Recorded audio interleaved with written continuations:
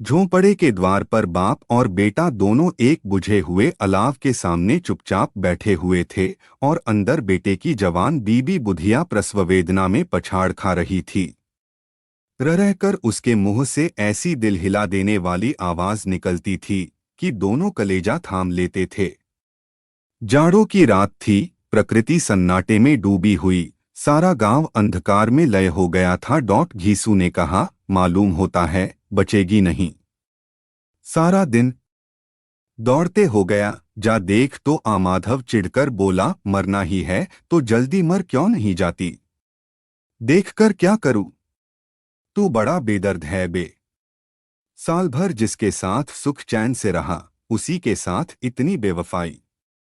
तो मुझसे तो उसका तड़पना और हाथ पांव पटकना नहीं देखा जाता। चमारों का कुनबा था और सारे गांव में बदनाम। घीसू एक दिन काम करता तो 3 दिन आराम करता। माधव इतना कामचोर था कि आध घंटे काम करता तो घंटे भर चिलम पीता। इसलिए उन्हें कहीं मजदूरी नहीं मिलती थी।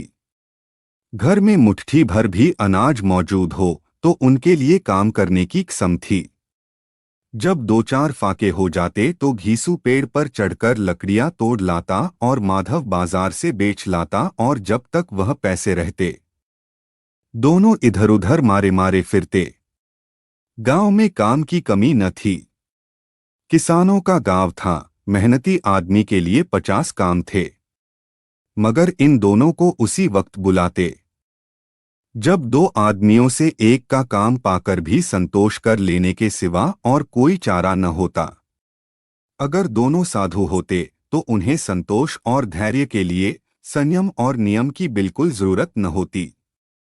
यह तो इनकी प्रकृति थी। विचित्र जीवन था इनका। घर में मिट्टी के 2-4 बर्तन के सिवा कोई संपत्ति नहीं। फटे चीथड़ों से अपनी नग्नता को ढाके हुए जिए जाते थे। संसार की चिंताओं से मुक्त, कर्ज से लदे हुए, गालियां भी खाते, मार भी खाते, मगर कोई गम नहीं। दीन इतने की वसूली कि बिल्कुल आशा न रहने पर भी लोग इन्हें कुछन कुछ कर्ज दे देते थे। मटर आलू की फसल में दूसरों के खेतों से मटर या आलू उखाड़ लाते और भून भान कर खा लेते, या 10-5 ऊख उखाड़ लाते और रात को चूसते। घीसू ने इसी आकाशवृत्ति से 60 साल की उम्र काट दी और माधव भी सपूत बेटे की तरह बाप ही के पदचिह्नों पर चल रहा था, बल्कि उसका नाम और भी उजागर कर रहा था। इस वक्त भी दोनों अलाव के सामने बैठकर आलू भून रहे थे, जो कि किसी खेत से खोद लाए थे। घीसू की स्त्री का तो बहुत दिन हुए देहांत हो गया था। माधव का ब्याह पिछले साल हुआ था। जब से यह औरत आई थी, उसने इस खानदान में व्यवस्था की नींव डाली थी और इन दोनों बेगैरतों का दोस्त भरती रहती थी।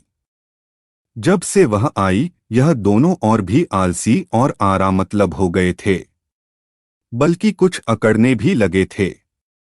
कोई कार्य करने को बुलाता तो निर्ब्याज भाव से दुगुनी मजदूरी मांगते।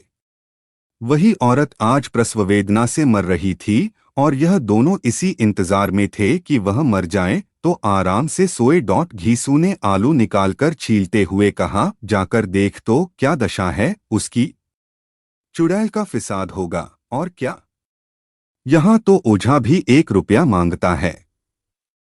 माधव को भय था कि वह कोठरी में गया तो घीसू आलूओं का बड़ा भाग साफ कर देगा। बोला, मुझे वहां जाते डर लगता है। डर किस बात का है, मैं तो यहां हूं ही। तो तुम ही जाकर देखो न। मेरी औरत जब मरी थी तो मैं 3 दिन तक उसके पास से हिला तक नहीं था। और फिर मुझसे लजाएगी कि नहीं। जिसका कभी मुंह नहीं देखा, आज उसका उघड़ा हुआ बदन देखूं। उसे तन की सुध भी तो न होगी। मुझे देख लेगी तो खुलकर हाथ पांव भी न पटक सकेगी। मैं सोचता हूं कोई बाल बच्चा हो गया तो क्या होगा। सौंठ, गुड़, तेल कुछ भी तो नहीं है घर में। सब कुछ आ जाएगा, भगवान दे तो।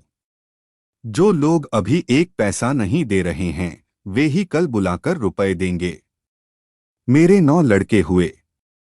घर में कभी कुछ न था, मगर भगवान ने किसी न किसी तरह बेड़ा पार ही लगाया। जिस समाज में रात दिन मेहनत करने वालों की हालत उनकी हालत से कुछ बहुत अच्छी न थी, और किसानों के मुकाबले में वे लोग जो किसानों की दुर्बलताओं से लाभ उठाना जानते थे कहीं ज्यादा संपन्न थे, वहां इस तरह की मनोवृत्ति का पैदा हो जाना कोई अचरज की बात न थी। हम तो कहेंगे घीसू किसानों से कहीं ज्यादा विचारवान था और किसानों के विचार शून्य समूह में शामिल होने के बदले बैठकबाजों की कुत्सित मंडली में जा मिला था। हाँ, उसमें यह शक्ति न थी कि बैठकबाजों के नियम और नीति का पालन करता। इसलिए जहां उसकी मंडली के और लोग गांव के सरगना और मुखिया बने हुए थे उस पर सारा गांव उंगली उठाता था। फिर भी उसे यह तस्कीन तो थी ही कि अगर वह फटेहाल है तो कम से कम उसे किसानों की सी जीतोड़ मेहनत तो नहीं करनी पड़ती, और उसकी सरलता और निरीहता से दूसरे लोग बेजा फायदा तो नहीं उठाते। दोनों आलू निकाल निकाल कर जलते जलते खाने लगे। कल से कुछ नहीं खाया था, इतना सब्र न था कि ठंडा हो जाने दें। कई बार दोनों की ज़बानें जल गईं। छिल जाने पर आलू का बाहरी हिस्सा ज़बान, हलक और तालू को जला देता था, और उस अंगारे को मुंह में रखने से ज्यादा खैरियत इसी में थी कि वह अंदर पहुंच जाए। वहां उसे ठंडा करने के लिए काफी सामान थे, इसलिए दोनों जल्द जल्द निगल जाते। हालांकि इस कोशिश में उनकी आंखों से आंसू निकल आते। घीसू को उस वक्त ठाकुर की बारात याद आई जिसमें 20 साल पहले वह गया था। उस दावत में उसे जो तृप्ति मिली थी वह उसके जीवन में एक याद रखने लायक बात थी, और आज भी उसकी याद ताज़ी थी। बोला वह भोज नहीं भूलता। तब से फिर उस तरह का खाना और भरपेट नहीं मिला। लड़की वालों ने सबको भरपेट पूरियां खिलाई थीं। सबको, छोटे बड़े सबने पूरियां खाईं, और असली घी की चटनी, रायता, 3 तरह के सूखे साग, एक रसेदार तरकारी, दही, चटनी, मिठाई। अब क्या बताऊं कि उस भोज में क्या स्वाद मिला। कोई रोक-टोक नहीं थी, जो चीज चाहो मांगो, जितना चाहो खाओ। लोगों ने ऐसा खाया कि किसी से पानी न पिया गया। मगर परोसने वाले हैं कि पत्तल में गर्म गर्म गोल गोल सुवासित कचौरियां डाल देते हैं।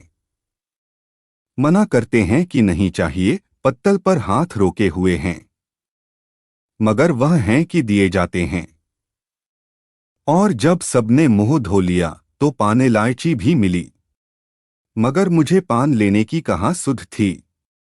खड़ा हुआ न जाता था। चटपट जाकर अपने कंबल पर लेट गया। ऐसा दिलदरियाव था वह। ठाकुर माधव ने इन पदार्थों का मन ही मन मजा लेते हुए कहा, अब हमें कोई ऐसा भोज नहीं खिलाता। अब कोई क्या खिलाएगा। वह ज़माना दूसरा था। अब तो सबको किफायत सूझती है। शादी ब्याह में मत खर्च करो, क्रियाकर्म में मत खर्च करो। पूछो गरीबों का माल बटोर बटोर कर कहाँ रखोगे। बटोरने में तो कमी नहीं है। हाँ, खर्च में किफायत सूझती है। तुमने 20 पूरियां खाई होंगी। 20 से ज्यादा खाई थीं। मैं 50 खा जाता। 50 से कम मैंने न खाई होंगी। अच्छा पका था। तू तो मेरा आधा भी नहीं है। आलू खाकर दोनों ने पानी पिया और वहीं अलाव के सामने अपनी धोतियां ओढ़कर पाव पेट में डाले सो रहे, जैसे 2 बड़े बड़े अजगर गेंडुलिया मारे पड़े हों। और बुधिया अभी तक कराह रही थी। सवेरे माधव ने कोठरी में जाकर देखा तो उसकी स्त्री ठंडी हो गई थी। उसके मुंह पर मक्खियां भिनक रही थीं। पथराई हुई आंखें ऊपर टंगी हुई थीं। सारी देह धूल से लथपथ हो रही थी। उसके पेट में बच्चा मर गया था। माधव भागा हुआ घीसू के पास आया। फिर दोनों जोर जोर से हाय हाय करने और छाती पीटने लगे। पड़ोस वालों ने यह रोना धोना सुना तो दौड़े हुए आए और पुरानी मर्यादा के अनुसार इन अभागों को समझाने लगे। मगर ज्यादा रोने पीटने का अवसर न था। कफन की और लकड़ी की फिक्र करनी थी। घर में तो पैसा इस तरह गायब था जैसे चील के घोंसले में मांस। बाप बेटे रोते हुए गांव के जमींदार के पास गए। वह इन दोनों की सूरत से नफरत करते थे। कई बार इन्हें अपने हाथों से पीट चुके थे। चोरी करने के लिए, वादे पर काम पर न आने के लिए। पूछा, क्या है बे घिसुआ, रोता क्यों है? अब तो तू कहीं दिखलाई भी नहीं देता। मालूम होता है इस गांव में रहना नहीं चाहता। घीसू ने जमीन पर सिर रखकर आंखों में आंसू भरे हुए कहा, सरकार, बड़ी विपत्ति में हूं। माधव की घरवाली रात को गुजर गई। रात भर तड़पती रही सरकार। हम दोनों उसके सिरहाने बैठे रहे। दवादारू जो कुछ हो सका सब कुछ किया, मुदा वह हमें दगा दे गई। अब कोई एक रोटी देने वाला भी न रहा। मालिक तबाह हो गए। घर उजड़ गया। आपका गुलाम हूं, अब आपके सिवा कौन उसकी मिट्टी पार लगाएगा? हमारे हाथ में तो जो कुछ था वह सब तो दवादारू में उठ गया। सरकार ही की दया होगी तो उसकी मिट्टी उठेगी। आपके सिवा किसके द्वार पर जाऊं? जमींदार साहब दयालु थे, मगर घीसू पर दया करना काले कंबल पर रंग चढ़ाना था।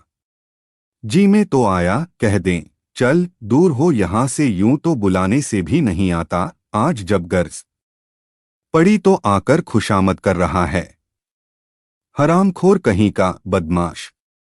लेकिन यह क्रोध या दंड देने का अवसर न था। जी में कुड़ते हुए 2 रुपए निकालकर फेंक दिए, मगर सांत्वना का एक शब्द भी मुंह से न निकला। उसकी तरफ ताका तक नहीं। जैसे सिर का बोझ उतारा हो। जब जमींदार साहब ने 2 रुपए दिए तो गांव के बनिए महाजनों को इनकार का साहस कैसे होता। घीसू जमींदार के नाम का ढिंढोरा भी पीटना खूब जानता था। किसी ने 2 आने दिए, किसी ने 4 आने। 1 घंटे में घीसू के पास 5 रुपए की अच्छी रकम जमा हो गई।